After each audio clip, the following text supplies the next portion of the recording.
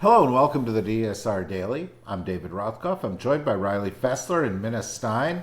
And I think Riley's going to start us off with a story about a giant hurricane that's bearing down on Jamaica right as we speak. What's the latest? Hurricane Melissa, a Category 5 storm, is forecast to make landfall on Jamaica near midday or early afternoon today, on Tuesday. The storm's worst impacts, including hurricane-force winds beginning around 8 a.m. ET, and a devastating storm surge of 9 to 13 feet, are expected to affect the western half of the island, though the entire island faces catastrophic flash flooding from 15 to 30 inches of rain. After hitting Jamaica, Melissa will bring hurricane-force winds up to 25 inches of rains and a 7 to 11-foot storm surge to southeast Cuba from late Tuesday through Wednesday morning. The storm will then impact the southeast Bahamas on Wednesday before passing near Bermuda on Friday, while also causing rough surf and rip currents along the U.S. East Coast. It's a big storm. It's going to be devastating. The layout of Jamaica, mountains and canyons and so forth, is going to make it worse, whether it's from mudslides, also the winds. The Prime Minister of Jamaica said there's virtually no structure on the island that is able to withstand winds like this. I think we need to watch this carefully. I hope the world responds quickly to the needs that Jamaica will undoubtedly have. I don't know that we can count on the U.S. to do that. The President of the United States, of course, as we'll discuss shortly, being off on the other side of the world, wandering aimlessly from meeting to meeting. And if you don't know what I mean by that, perhaps we can talk about it a little later when we talk about the President and the Prime Minister of Japan. But Minna, what do you have? Democrats in Virginia and Republicans in Indiana have each called special legislative sessions to consider mid-decade redistricting plans aimed at strengthening their respective parties' positions in upcoming congressional elections.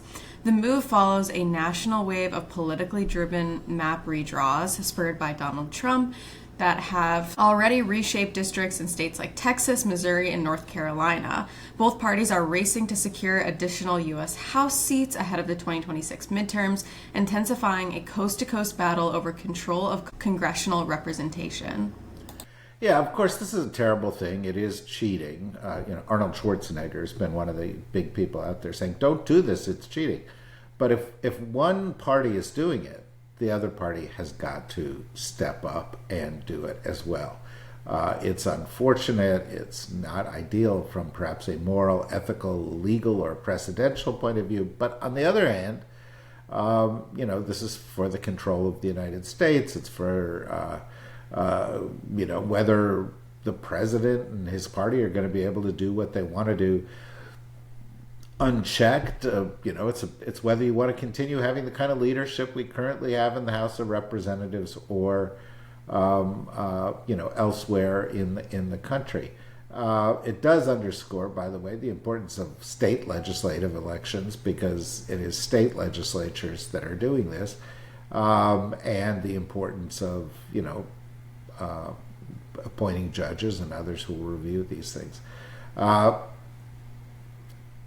Right now, it looks like it might sort of cancel itself. The one party's moves might cancel the other party's moves out. But it is one of a pattern of things associated with efforts led by the Trump administration to put the thumb on the scale in next year's elections. And I think it's very important for everybody to recognize. It's very unlikely that the 2026 or 2028 elections are going to be free and fair elections as we've thought of them in the past. There will be cheating. There will be efforts on the part of the Republican Party to give themselves an advantage. The question is whether the efforts at cheating will be offset by the efforts of voters, by the turnout of voters, by the turnout of voters who don't usually turn out, by the organization of opposition parties. It's not going to be exactly a fair fight, but it is still a fight that the opposition can win and begin to undo this. So if this kind of thing makes you uncomfortable, it's very clear where you've got to come out and what you've got to do between now and then.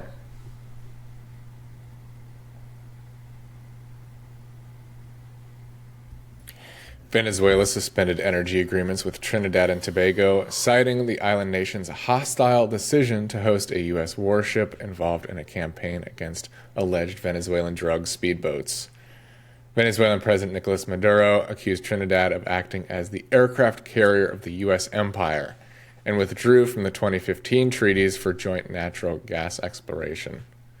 Trinidad and Tobago's prime minister dismissed Venezuela's concern, stating their future does not depend on their relationship and that the military exercises were exclusively for internal security purposes.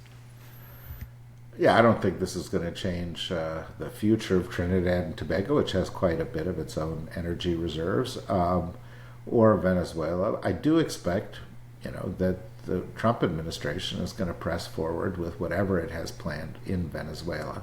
And that's going to be very disruptive broadly throughout the region. This is a fast developing story. The United States doesn't move military assets into a region for no reason, and it has moved a lot of them into the vicinity of Venezuela. So we're going to stay on this and see what our peace-loving president really has in mind for, that big show of force in that part of the world. U.S. President Donald Trump and Japan's Prime Minister Sanae Takaishi signed a framework agreement to strengthen cooperation on critical minerals and rare earths, aiming to reduce dependence on China, which dominates global processing. The deal includes plans to coordinate investments, streamline permitting, and create complementary stockpiles to secure supplies essential for clean energy, electronics, and defense industries. The agreement, signed during Trump's visit to Japan ahead of his meeting with Xi Jinping, underscores a strategic effort by Washington and Tokyo to build resilient defensive supply chains aimed at tightening Chinese export controls. Aimed to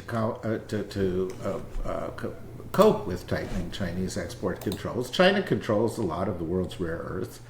The United States is trying to coordinate with many allies around the world to offset this, either by developing new supplies or by working together to pressure the Chinese or to ensure the free flow of these vital elements which go into the production of magnets and a variety of other things which are important in new technologies.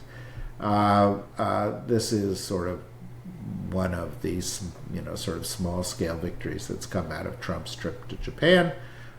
He did sort of hit it off with the new prime minister, who's a right-leaning politician, the first woman prime minister in Japanese history, who is noted as kind of a nationalist and just frankly a little bit Trumpy. They did a number of ceremonies there. Trump appeared kind of exhausted and out of it, wandered around ahead of her, and look at some of the video. It's a little embarrassing. And a lot of his public statements were kind of word salads. But this is from the guy who, if you go to that cutting-edge publication known for its journalistic in-depth reporting, People magazine, they're the ones who sort of did the best report on the flight to Japan, in which Trump apparently mistook a cognitive test that he took while he was at Walter Reed Army Medical Center as a IQ test. So he was like, "This is a very tough test, and I did a great job on it." But it actually wasn't an IQ test. It was another one of those man, horse, puppy, camera kinds of tests that he took before. He's not handling long trips like this extremely well. He has his moments, but he also has his off moments. And that's something the world notices and responds to in ways that, give them advantage. Watch closely as the next big meeting on the agenda is with Xi Jinping. somebody who's pretty canny at that sort of realpolitik behavior. Riley? Texas Attorney General Ken Paxton has sued Johnson & Johnson and its spinoff Kenvue, the makers of Tylenol, alleging the companies hid risks of the drug on children's brain development. The lawsuit is the first by a state to capitalize on the unproven claims, recently echoed by President Trump, that the use of Tylenol during pregnancy is linked to autism and ADHD. The Texas suit argues the companies violated state law by failing to warn consumers, though Kenvue defends Tylenol's safety and rejects the claims. The action aligns with Paxton's history of filing litigation supportive of the Trump administration's priorities and comes amid hundreds of similar ongoing private lawsuits. Yeah, the most remarkable legal development with regard to Ken Paxton is that he's not in jail himself, given all of the allegations and legal undertakings that have been targeting him. As far as this one goes, this is just more of the anti-science, conspiracy-driven stuff that has come out of the far right. And I think on some level, the makers of Tylenol will embrace this because, you got to go, have a trial, produce evidence, and I don't think they're going to be able to produce any evidence that supports Paxton's case. And I think they'll be able to produce plenty of evidence that supports the case of the makers of Tylenol. That is based on one thing that I kind of still assume, which is that most courts work and that evidence matters in most courts. Of course, we've seen the politicization of our courts, and perhaps something's going on there that'll make it so facts don't matter in courts anymore. But for now, I think we can assume that they will. I think we can hope that they will. But eyes open, everybody. We've got a lot of good stuff coming for you later today. We've got a new Soul of Consciousness coming. We've got some great episodes of our main podcast later in the week. Hope you will join us for all of that. Hope if you like what we're doing, you'll go to the DSRnetwork.com, click on membership, support us, or you'll go and on YouTube or the other sites where you may get our content, and you'll like us, you'll subscribe to us, you'll support us in other ways. We appreciate your growing support for everything that we're doing here, and we'll try to live up to it by providing you with the kind of hard-hitting expert perspectives on critical items. That is what our focus is here. Until next time, thanks Riley, thanks Minna, thanks everybody, bye-bye. Look at that, 9